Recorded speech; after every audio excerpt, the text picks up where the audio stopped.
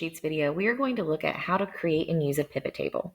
Pivot tables are not used very often in education as much as they are in business, but it's a helpful tool to know how to use in case you see where it could fit within analyzing student data or maybe staff data within your school.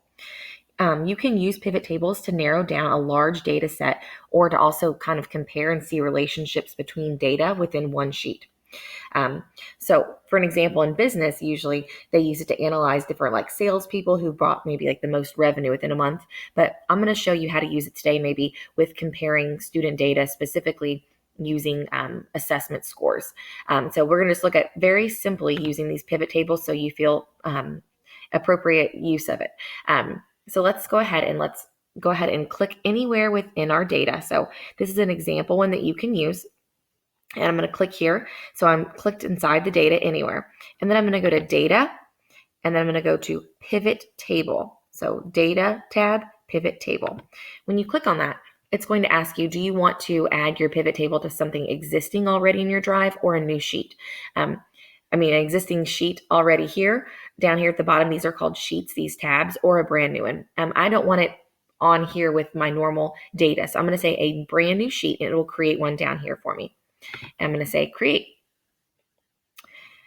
So now that I've created it, all I have to do, and it's giving me kind of hints, your values go here and your rows here, or your labels. And so I will come over here, use over here to indicate, well, which rows do I want to add? And so I want to maybe add student names, last names, and then I want to just see maybe like their final score. So it'll let me see just their score and pull that information and like pivot that table from the original sheet of student grades. And so if I want my rows here, I'm going to go here to rows and say I want just students' last names. And as you can see, it'll pop up their last names. And then over here, I want my values. And so I'm going to add values.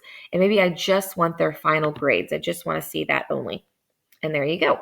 As you can see, it has pulled out just that data from this first tab so that I can see it in a new way. You can add as many pivot tables down here to analyze your data as you'd like. You can rename it.